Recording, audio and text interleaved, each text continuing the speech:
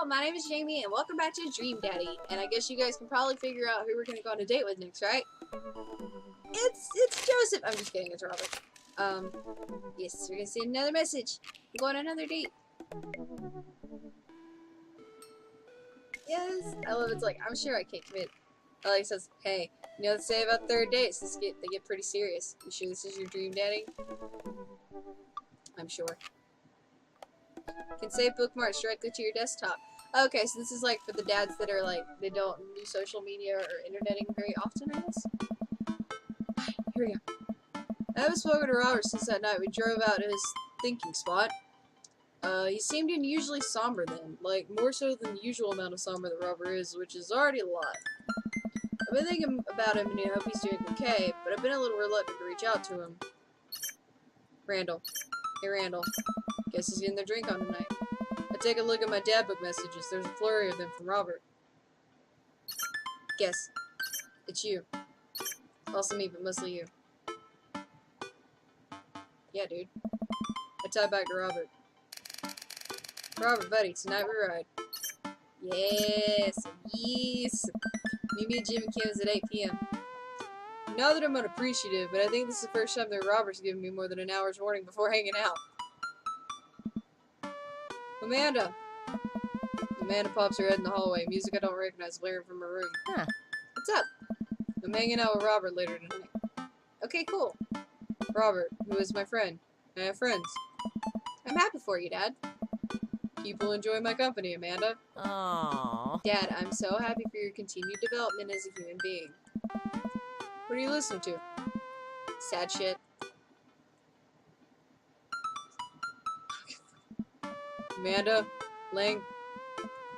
You know what? You're an adult now. I gave it an earnest effort for all 18 years of your life. Go forth and swear. Fuck yeah.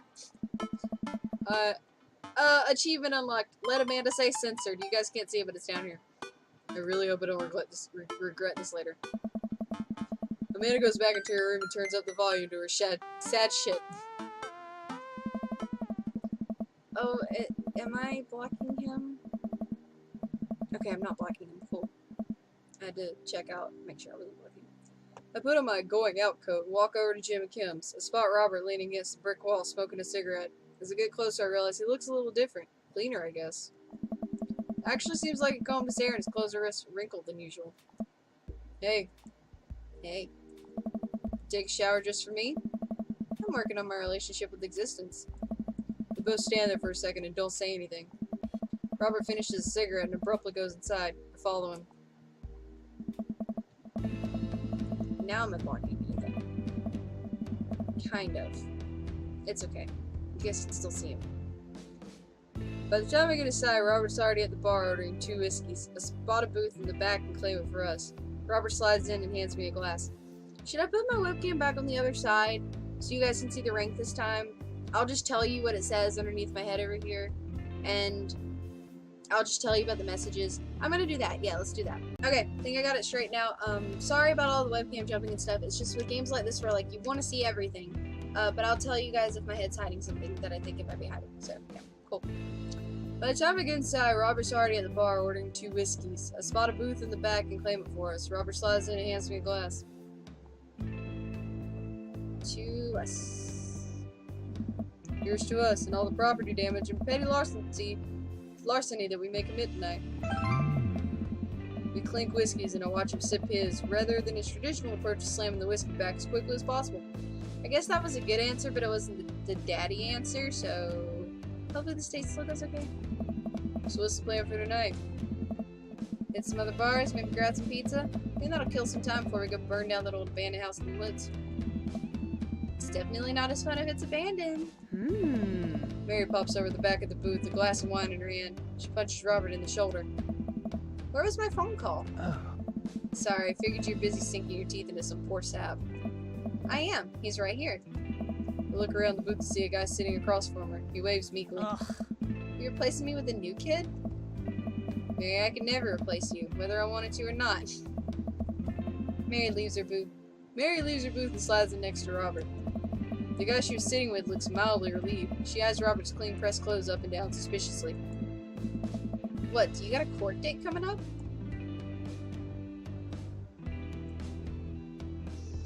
What do I do? What do I do? What do I do? What do I do? What do I do? What do I do? That one. You would have to shave first. Yes! Okay! I wonder if he looks handsome, because he does, but... okay. Seriously though, what's up with you? Robert stares down at his drink, suddenly looking serious. It's Pappy. Doctors say it's carnosis of the liver. I told that old bag of bones to quit it with the sauce, but it's all he's ever known, especially since Ma's gone. That's why I invited you out tonight. Just didn't want to be alone. Oh, come on. Randall, don't be an asshole. You know the one thing Robert doesn't joke around about is his Pappy. Whoops. I'm giving him 2 months. I gotta help him straighten out his affairs. Robert, I'm so sorry. Robert takes a long look at his whiskey, eyeing it in the dim glow of the bar's lights. I look at his life, then I look at mine, and I know his history's just doomed to repeat itself. Oh my god. I'm just kidding. He's retired with his new girlfriend in Acapulco. For fuck's sake, Robert! There's cursing in this series, so just an FYI. For fuck's sake. They watch sunset every night. Probably screw like donkeys. Wait, are rabbits the one who screw a lot? Oh, sorry. I didn't realize you were an expert on which animals screw a lot. Come on. Please stop saying the word screw. Robert finishes his drink and slides it away from him. He gets up out of the booth. Me and Randall are gonna hit the bricks. Coming with? Mary casts one glance at the sad sap she's been hunting and downs the rest of her wine in one gulp. This place is dead anyways. We exit the bar and find the typically empty street filled with a small crowd of people. At the front is a guy with a really deliberate attitude and bad posture. He carries a lantern that he shines up at his face for dramatic effect. What's going on? Looks like it's one of those walking ghost tours. They do that in this part of town all the time. I've always wanted to do one of those. You know all the stories are fake, right? Oh. Pretty much all my stories are fake. This is research. Robert makes a beeline towards the back of the group. He turns around and notices I'm not following him. Come on. Can't just crash it, can we? Oh. Don't be such a square, Randall. Just act like you belong. Robert saddles up to the tour group. I reluctantly fall into step behind him. Well, here goes nothing. Hey, it was in this place in 1694 that the most infamous witch trials were held. To date, we do not know if the people burned at the stake were actually witches, but it is widely reported that there are ghosts still on this hapless dive bar to this very day. It was actually 1692. What? And the site was over by the coffee shop down the road. I'm sorry, who are you? Daniel McSturgis, ghost historian. And this is my colleague, Dr. Danny's voicing him. It's gotta be an 80s reference. Plus, look at his clothing and everything. Also, 80s is after my own heart. Dr. Loomis, paranormal investigator extraordinaire. We're touring America's most haunted locations as research for our new book. You may have seen our guest cameo on Paranormal House Hunters Extreme Edition. A couple of people in the group started nodding. Man, Robert's good at this. Are you guys part of the group? I don't remember seeing you at the first stop. We like to keep a low profile. Easier to catch ghosts that way. Hey. They've definitely been here. Been standing next to him the whole time. Thank you, random lady who I do not know. Hey. As I was saying, the epicenter of paranormal activity can be found at the Coffee Spoon over there. The man who runs has been plagued by hauntings since he signed the lease. Damn near driven him mad. But whatever you want to say is cool, I guess. It's your tour. Oh. Tour? Oh my lord, there goes the Southern coming out. It's your tour. Man, didn't know that about Matt. Wait, Robert's making this up. The rest of the tour group listens intently to Robert's every word. I think the tour guide can tell he's losing the group. He seems to be getting flustered. Thank you for your contribution and knowledge, Mr. McSturgis. Let's move on to the next haunted location. Robert, Mary, and I follow the group down the street. That tour guide sure is cool. Yeah, everyone in the group gets one if we make it to the final location. I turn to Robert and grab him by the shoulders. I need that t-shirt. Well, guess we're in this for the long haul then. Just follow my lead, don't arouse too much suspicion, and we'll have cool ghost shirts in no time. What else can I arouse if not suspicion? Hey. Never mind. Our group arrives in an old, decrepit, colonial-style house. A quick pause in the tour. My name's Quinn, but most people on the ghost tour circuit call me Tourmaster Quinn. I'm a DJ, trivia master, and part-time actor. I do private ghost hunting events, birthday parties, MC bar mitzvahs, and perform traditional vaudevillian mime work. Tourmaster Quinn gives out headshots to all of us. His resume is on the back. Stage combat experience. Anyway, here's a little bit of history for you all. This was the home of noted American author Dorothy Pembridge, whose prose was wildly popular in the late 19th century. It was in the attic of this very home where she wrote such classics as The Diaries of a Victorian Mistress, Lady Fitzwilliam's Courtship, and The Ghost of Sea Captain Reginald Barclay.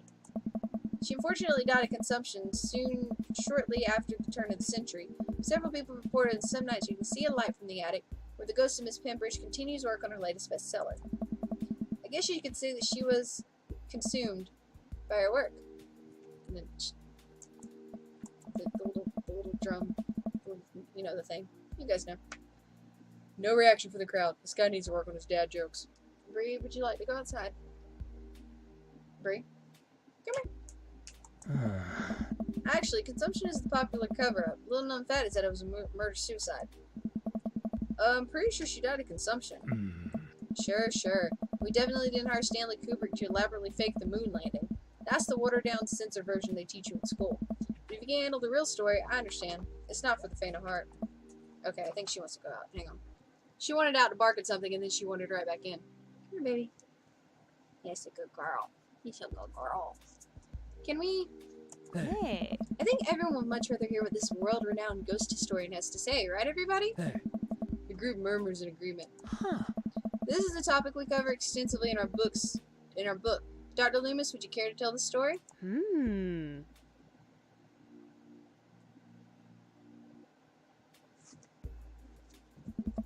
I try to remember something. Anything from the improvisational comedy class I took one semester in college. Yes. So Dorothy Pembridge. Dorothy Pembridge was writing a lot of books, yes, and I'm gonna need a word from the audience. Any word. Ghost. Yes. And ghost. Ghost and... I look over to Robert. I think this is the part where he's supposed to come tap me on the shoulder and jump to the scene, but he's just staring at me. Everyone is staring at me. And... scene. Thank you very much, everybody. Yep, nope, we're not doing that. We're not doing that. Nope, nope, we are loading from here. Nothing can beat something. Okay. I'm gonna skip through all this because I'm not getting a bad on this last tape. Go with something I know. Let's try that. In the 19th century, Dorothy Pembridge was credited for protecting New York City from potentially world-ending paranormal forces. Despite her success, a ragtag group of ghost hunters were disbanded by government officials. However, after learning that the ghost of Vigo the Carpathian has taken an interest in her son, her and her ghost-busting friends launched a mission to defeat the ghost and once again save New York City. Hey, isn't that the plot to... Nope, it's not. Yes! The tour guide sees this as an opportunity to take back the group and addresses us with some old razzle-dazzle. Give me the old razzle-dazzle. Brie, what are you in my bookshelf for? Oh, what an interesting story. Oh. Come on. Now, I just want everyone to know the next location is extremely terrifying, and if anyone thinks they can handle it, they can't handle it. Feel free to excuse yourselves. Oh my god. Alright, I'm bored. Mary turns to a young guy looking at his phone and taps him on the shoulder. Hey kid, fancy buying a gal a drink? The guy looks up at her and smiles. Only if the bar is haunted. Honey, I can show you the most haunted place in town. I think I could exercise your demons, if that's what you're looking for. Don't write checks your dick can't cash, kid. His eyes go wide. Mary salutes me and Robert. She suddenly pulls me into a hug and murmurs into my ear. When you've known Rob for as long as I have, you know when something's wrong. Keep an eye on him for me tonight, okay? Sure, Mary. Good man. Mary pats me on the back and pulls away. She takes the guy's hand and leads him down the street. At least she didn't pat him on the butt. Take it sleazy, fellas. I kind of like her a little bit.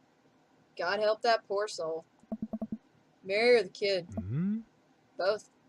Oh. Our last stop, burial ground, is such a hotbed of horrifying paranormal activity, I'm not even sure where to begin. There's the wailing ghosts of the Wharfman, the vampire of Maple Bay, and the Children of the Moonlight. Or the Children of the Moonlight. What about the Dover Ghost? By this point, the tour guide is clearly irritated with us. What about it?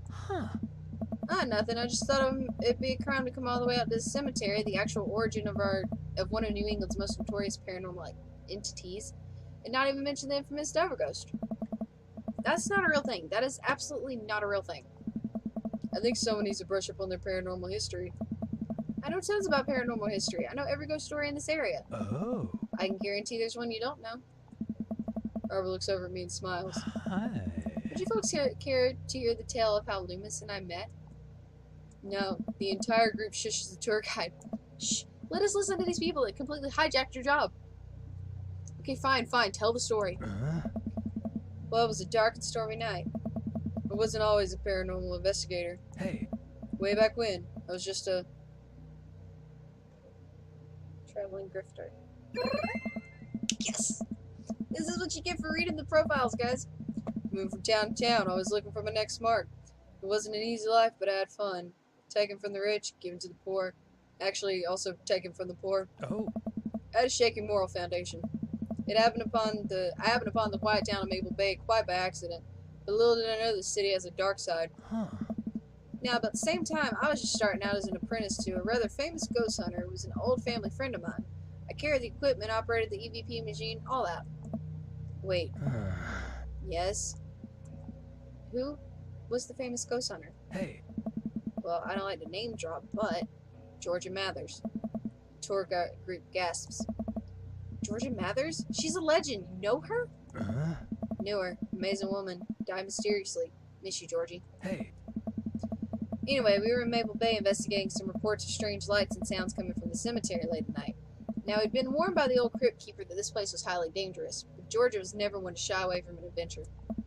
We camped out in the center of the cemetery for 3 nights straight. We endured your so-called wailing watchman. Wailing ghost of the wharf man. Whatever, your stupid vampires were just a teenager in a mask. But the Dover ghosts, man. Tell him, Loomis. Hey. So there I was, just walking back to my hotel after a long day of...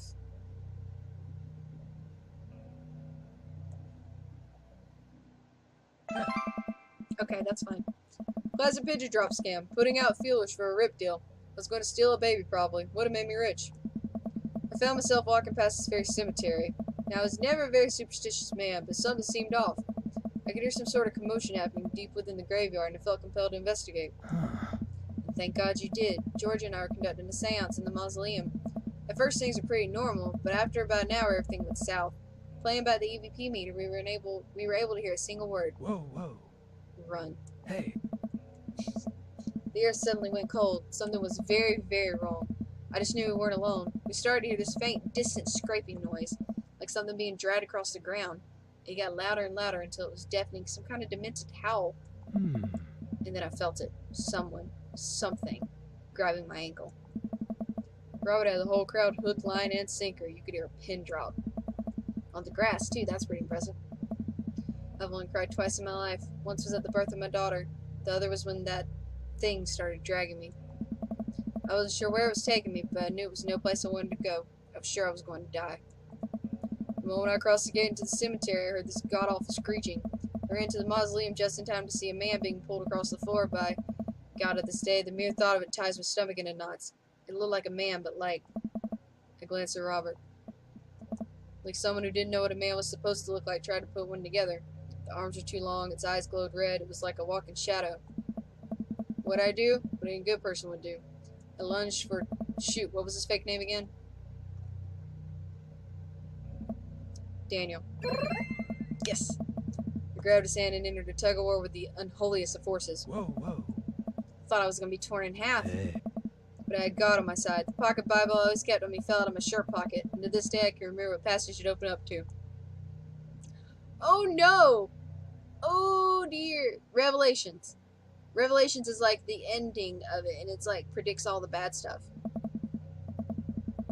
Blessed is he that readeth, and they that hear the words of this prophecy, and keep those things which are written therein, for the time is at hand.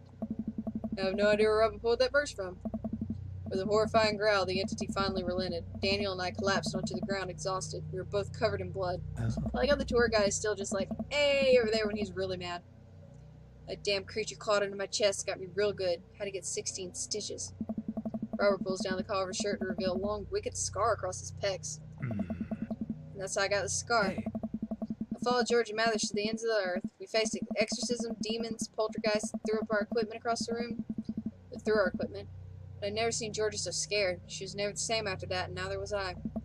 Watching what happened to Daniel and Georgia shook my faith, but I came out of that experience a better man and a better friend. We've been brothers ever since. tour group gives a round of applause as Daniel, or Robert, and I share an emotional hug. As he embraces me, I can smell the cologne on his neck. Wow, Robert does clean up good. I find myself lingering a little too long on the hug. The tour guide seems to have bought it. Even he's wiping a tear from his eyes. Thank you, thank you. It's an honor to be able to share our story. Be sure to watch out for our book.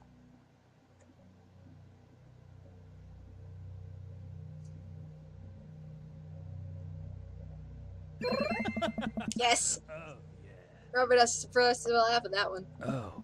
Well, I think you both definitely earned your t-shirts. The tour guide hands us the coveted t-shirts. He then slips us both his business card and leans in close.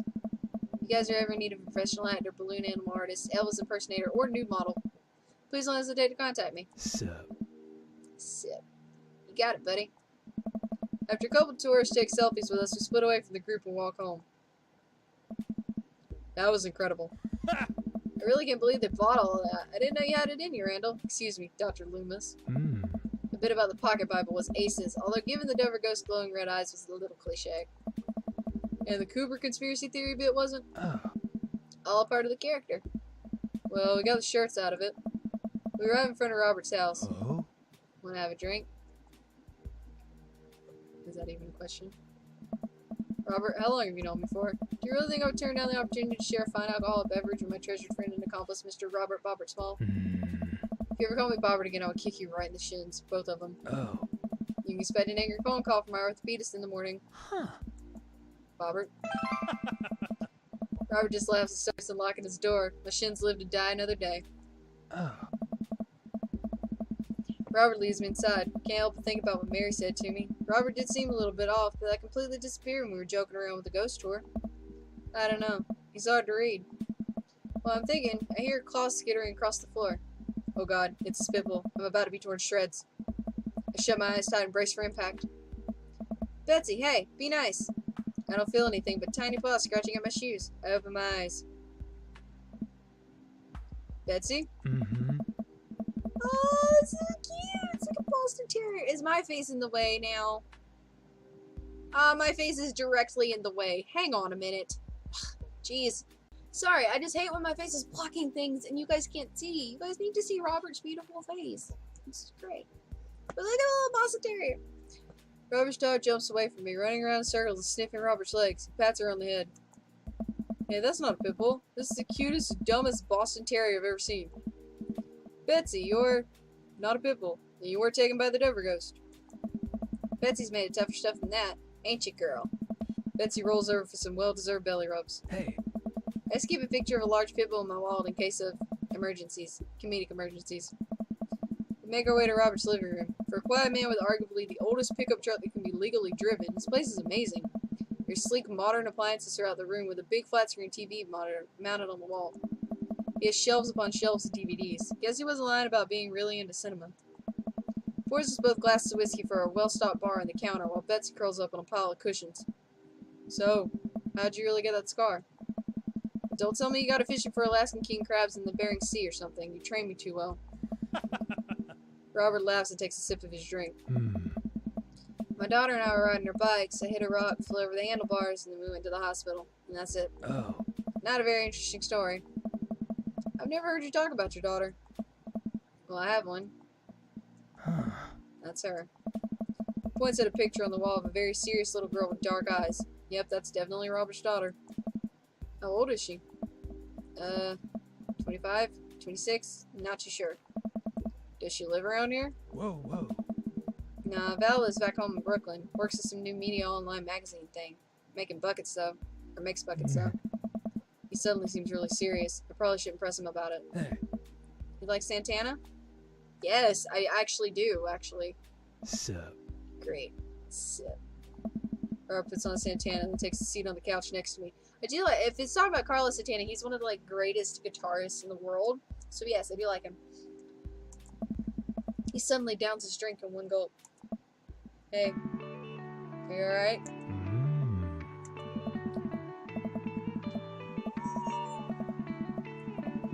I'm sorry, I'm very excited.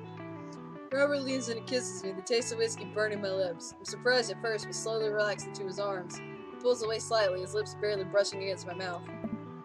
I am now. I can't say anything, at best managing a sigh. Robert leans in again, kissing me harder. Pulls some bottom lip between his teeth and bites lightly, sliding a hand under my shirt. Oh my lord! My heart pounds in my chest as he lies us both down on the couch. He kisses the trail down my neck, his teeth grazing my skin. I just... Wait. It's not that. Robert bites down and has to stifle a moan. Oh my goodness! Stop. Robert shifts up and pulls away. Oh. No biting? No, I'm more than okay with that. There. Something's up.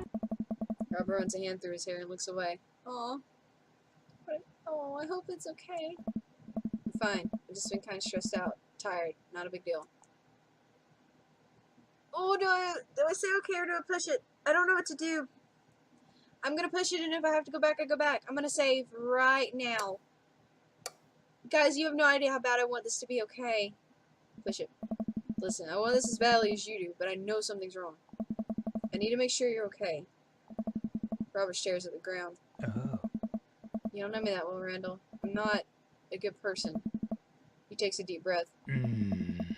I spent my whole life only taking and taking and taking, and now here I am, an old broken man sitting on top of a pile of everything I've ever taken, alone.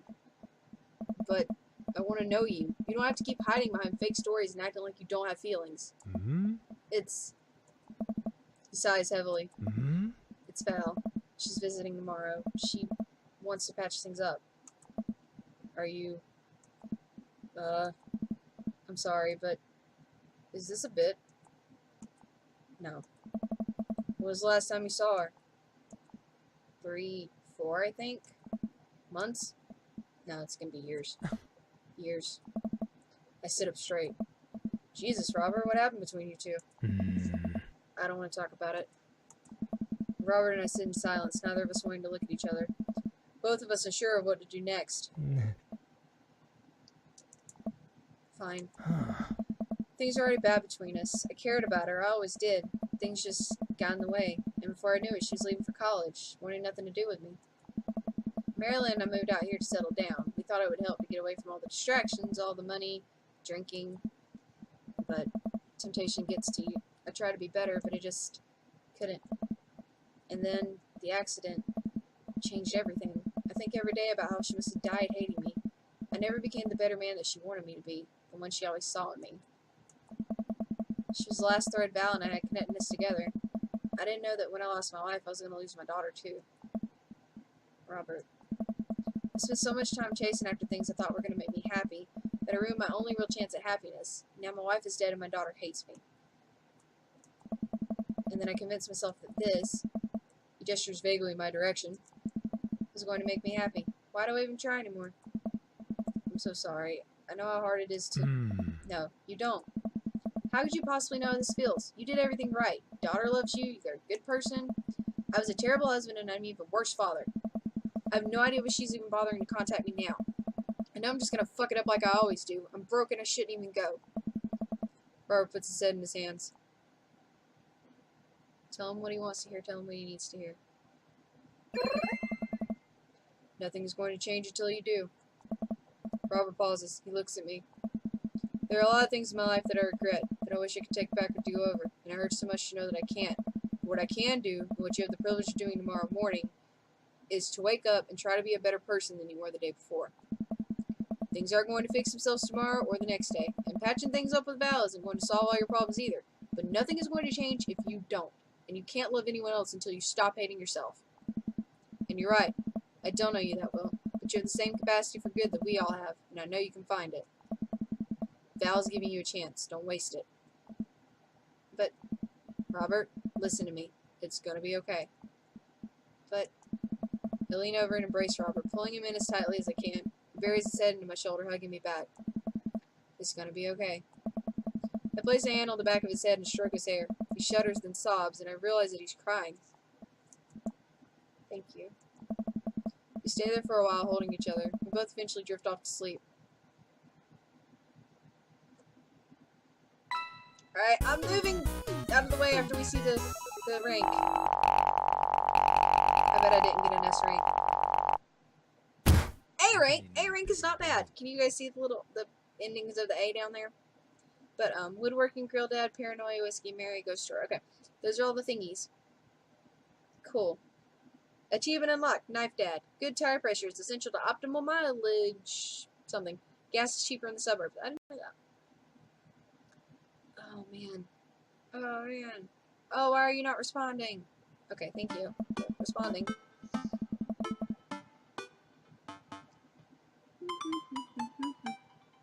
Sorry, I was checking something. Making sure that everything is hopefully still working. Are you still working like you're supposed to? Yes, you are. Okay, cool. Awesome. Great. Fantastic. Oh, I think I have everything finally set up. Amanda should be here any minute now. I think that's her car in the driveway. Okay, gotta act natural. Be cool, Randall. Be cool. Amanda walks through the door with a suspicious look on her face.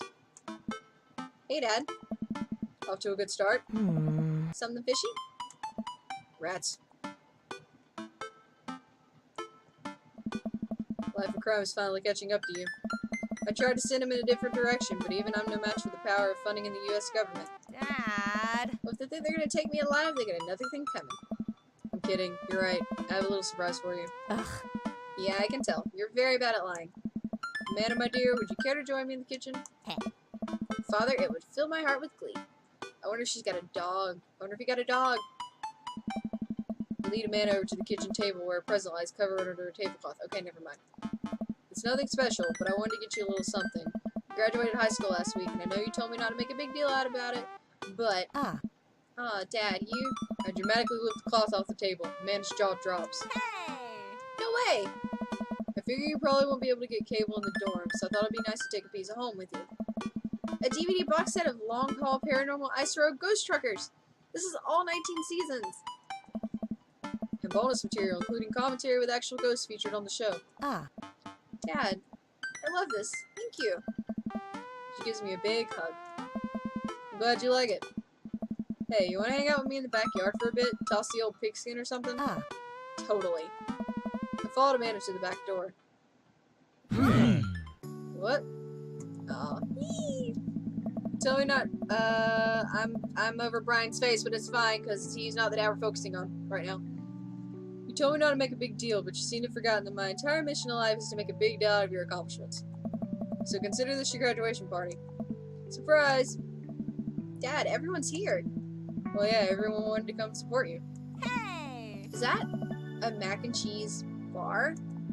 Sure is, fully customizable down to the type of mac. And there's an ice cream cake, the good kind with the crunchies in the middle. Oh, I love those cakes. Alright. I don't know what to say. I wake up. I know it's coming there. It went. Excuse me, sorry. Don't say anything. Just go have fun with your pals, alright? I'm so proud of you, Amanda. Amanda smiles and runs to her friends. I should make the rounds and make sure everyone's having a good time. First, mac and cheese. I walk over to Mary, who's having a lively conversation with Amanda. Listen, kid, you're gonna need some real-life skills out here if you're gonna make it out in the streets. I'm going to college. Hey. Same thing. Look, I know you're not old enough to drink, right? And I know you're smart enough not to drink until you're of legal age. Uh-huh. Hypothetically, if you were to drink, it'd behoove you to drink a glass of water between rounds. Got it. Ugh. Hypothetically. Hey. And if you wake up with a headache, all you gotta do is take a jar of pickles and drink the pickle juice. You're gonna be fine. I didn't know that one. What's going on here? Give it a rest, buddy. Ugh. Girl talk. Mary turns back to Amanda. Hmm. Let me tell you about how to deal with a bad roommate. First thing to know, you get straight A's if they die during the semester. I've heard about that, actually. Thankfully, like, I never had to deal with that, you know, so, like, but yeah, I've heard of that, actually, haven't I? Mary! Ugh. Relax, it's a myth. Ah. Supposedly. Against my better judgment, I leave them be. I don't think I recognize that girl by the snack table. I should go say hello. Hi, I don't think we've met. Oh, we've met years ago. I'm here for my revenge. You're Robert's kid, aren't you? Spot on. I guess that makes you Randall. She's so pretty. Huh. Yeah, it's nice to meet you. I'm glad Robert brought you along. He promised there'd be free food, so that's kind of hard to pass up. And, look, I don't know you, but can I get real with you for a sec? The old man's a real close book, you know? Me and him, we got a long way to go. You don't erase decades of neglect in a week, but I'm sure you can get tired of staying angry about it. That kind of bitterness, poisons you, I think. I'm too young for that. Anyway, lately he's been better. A lot better. And between him shaving for once and how much he talks about you, I get the feeling you have something to do with it. So, thanks. Robert means a lot to me. I'm glad he's getting better. Just keep an eye on him while I'm not around, okay? Or else. What? I'm kidding. Or am I? I knew it! I knew she was gonna say that. I don't know why I'm like this. Why am I like this? I think it runs in the family. Amanda trots up to the conversation. Hey, I love your necklace. And your hair. And just, geez, your whole vibe is cool. Thanks. I like your jacket. My girlfriend collects fins too. Oh, this is my daughter Amanda. Amanda, this is Robert's daughter Val. Nice meeting you. I heard you're a photographer. Aspiring photographer. You take pictures? Yes. Then you're a photographer. Welcome to the biz. That is actually, I think that's kind of akin to a quote that Dan did where he was like, don't say you're an aspiring writer, don't say you're an aspiring whatever it is. He's like, if you want to do a thing and you're doing a thing, you are doing it. You're not aspiring anymore. He's like, so get out in the world and do shit, basically. I like that philosophy. Val hands Amanda a business card. If you're ever looking for internships, shoot me an email. Anyway, I need to go make friends with that woman over there who's dual-wielding wine glasses. Catch you later. Val walks away. She's so cool. She gave me her business card. She touched my hand. Congrats, you just networked for the first time. I'm a regular business lady now. Quarterly projections, stock market, synergy. Well, you're making a fortune as a businesswoman. I gotta keep this party going. Catch you around, Pops. Randall! Brian, you made it. Don't pass up on good Matt. What do you think of the party? It's not bad. Just not bad? Yeah, it's not bad. Don't let him bait you. Don't let him bait you. Thank you for the lovely compliment. Daisy trots up. Hi, Amanda's dad. Hey, Brian's daughter. See how that feels? This is a really great party. Thanks so much for inviting us. You're very welcome, tiny child who knows how to pay a compliment. Brian and I lock eyes. This isn't over. Hey, bro. Bro. Or bro. This is a real rager, taking our older age into consideration. I'm trying to be in bed at a reasonable hour tonight. Don't let me get too wild. Bray, come here. I'm almost done for right now. Bro. Don't worry, dude. I'll keep an eye on your fruit punch intake. You know, I'm really glad we're bros again. Let's hit the gym sometime soon, huh? Sure thing, dude. Briar and Hazel peek out behind Craig. They're so cute! Oh, they're so cute. I love it. Hi, little ones. Hello. Hiya. Thank you for all that ice cream cake. Wait, girls, how much of that did you eat? Briar ate 4 pieces. Ask any witness. No, I didn't. Hazel ate 4 pieces and wants to pin it on me because we look alike. I have your face. Nobody will ever believe you. Oh, boy. I'll let you guys figure this out. Good seeing you, Craig. Let's hang soon, yeah? Hey. Totally. Tell Amanda congrats for us. Looks like you've settled into this neighborhood quite nicely. Yep, couldn't ask for a better cul-de-sac. Oh. Well, I'm glad. Hopefully we'll see you at more church events. We've got a big schedule planned for the rest of the year. Sure thing, Joseph. And maybe if you aren't doing anything later, we could hang out sometime. Maybe. Sure, Joseph, that'd be great. Well, see you later. Hugo comes up to me with a plate of mac and cheese. Hey. The perfect cheddar to mac ratio. Beautiful work, Randall. Thanks, Hugo. You know, I'm really pleased to see Amanda going to her dream school. I'm glad she turned it around for finals. Me too. That scholarship money will really help. Amanda walks by and pretends not to see Hugo.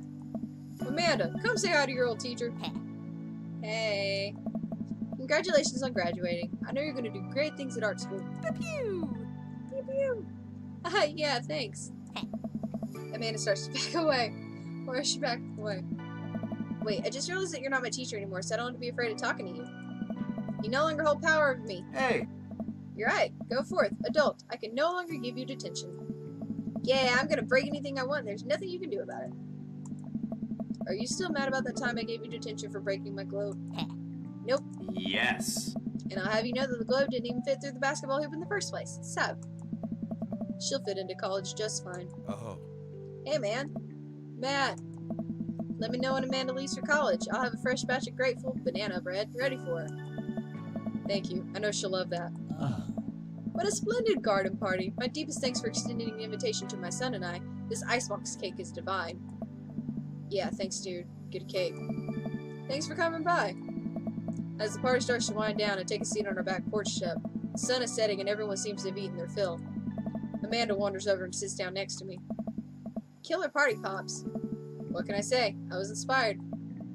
So, I also have something for you. For me? Why? Not to be completely genuine about my feelings for once or anything, but growing up wasn't easy, but it could have been a lot harder if it wasn't for you. Dad, you've been there for me through everything. There's been times in my life where you were my only friend. I was really scared of going to college and being so far away from you. But I realized that everything you've done for me has been to prepare me for this, and I'm ready. I wouldn't be who I am today without you. Don't cry. Don't cry. I swear to God, Randall, if you cry again. You're the best, Dad. I love you. And I'm crying. Anyway, that was enough emotional vulnerability for one day. Present time! Amanda hands me a tiny wrap package. I tear the wrapping off to find a framed picture of me and Amanda. It's us. Kinda shocking all our photo albums are just pictures of me, huh? I figured we needed at least one together before I leave. Amanda, thank you. Watching you grow up has been the happiest experience of my life. You're such a talented, intelligent young woman, and I'm so excited to see what the future holds for you. Knock 'em dead, kid. I always do. Amanda and I share a hug. This is only the beginning, Pops. Sorry. This is only the beginning, Pops. Plenty more memories for us down the road. Memories should make it stuff to break, right? Aww. I'm gonna break so much stuff. World's Best Dad achievement unlocked. Intentionally and unintentionally. You're probably gonna have to pay for most of it. It would be my honor. Amanda hops up. Looks like someone's been waiting to talk to you. I glance over to the back of the yard where Robert's sitting on a bench beneath our cherry blossom tree. He smiles at me. I'll leave you to it. Me and the Emmas are gonna go get ice cream. Pew! Love you, Pops. Hey.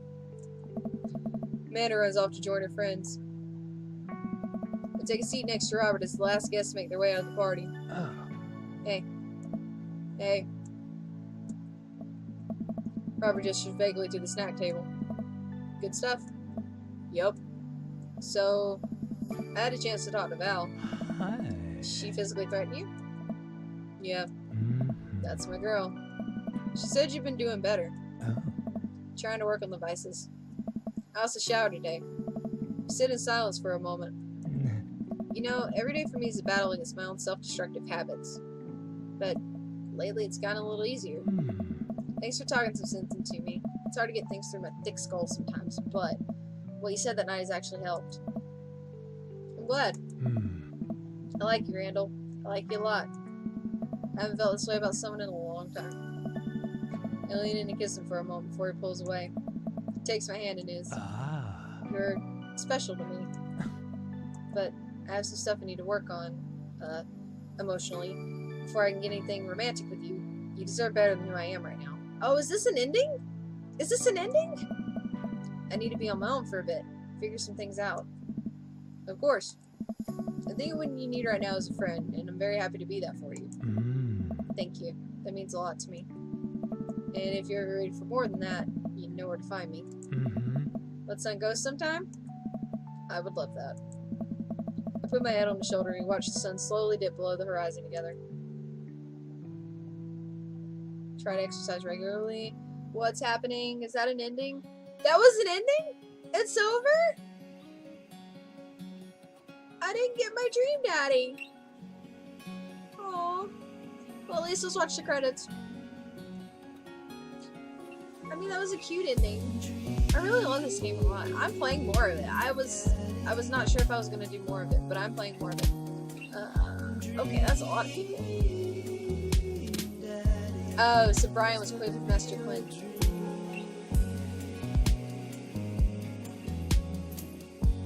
All these very amazing, talented people.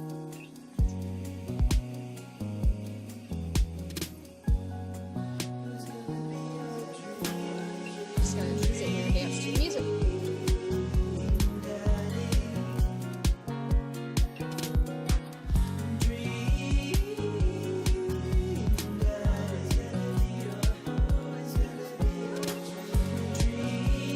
Now not saying anything, just enjoying music.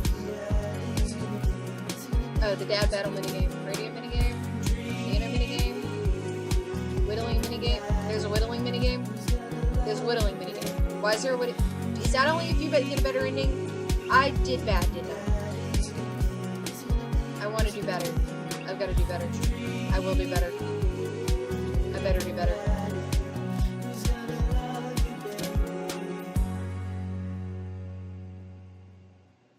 That was nice. I like that.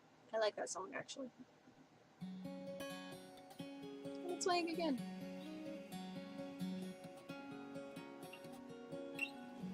Daughter brag battle thing. Test company, please ignore. What? I don't want to skip through anything, because I want everybody to be recognized.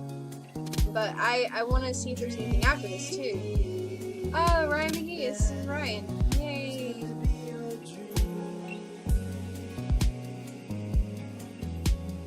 All of our dads. Game from Game Grumps and many other people involved with Game Grumps.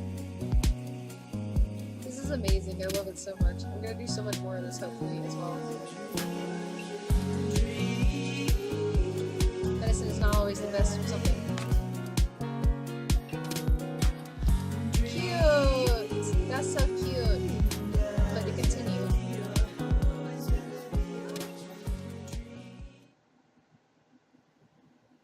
Medicine is not always the best medicine. Okay, so that is it. Let's look at gallery. Okay, so that was one ending. We're gonna end it on this picture. Okay, cool. So that is the ending to our first time going through Robert's route, but I can promise you I'm not done playing this game. I'm gonna keep playing this game until people get sick of it, probably. But this is amazing. I love this so much. I love it so much. You guys have no idea. I'm gonna get the best ending though, because I think the best ending is you end up being dream daddies together, and it's amazing. But yeah. I hope you guys like this. I know this is a longer episode. Sorry, I didn't realize how much longer the game had. But I'm glad I didn't like stop it before her party or anything. I almost did. But we can dance to the music. But hope you guys are having a fantastic week, and I've had a fantastic week. And I hope you guys have enjoyed this, and there will be more. There's going to be more, I promise, because I cannot get enough of this game. So, and thank you so much for watching, everyone that watched. And this is an amazing game. Talk to the developers, tell them how much you love it, everything of that sort of nature. I'm gonna go try to rest because it's close to 3 AM now, so, but this has been a lot of fun. I really enjoyed this. Yeah, gotta have my guys help me out with this outro thingy and whatnot. I'm really tired. But anyway, yeah, you guys are great and amazing, and I love you all so much. And I guess that's all I got to say right now. Robert is amazing. Look at Betsy and look at the whittled dog, and it's awesome. Yeah, okay. As always, I will see you all later. Bye.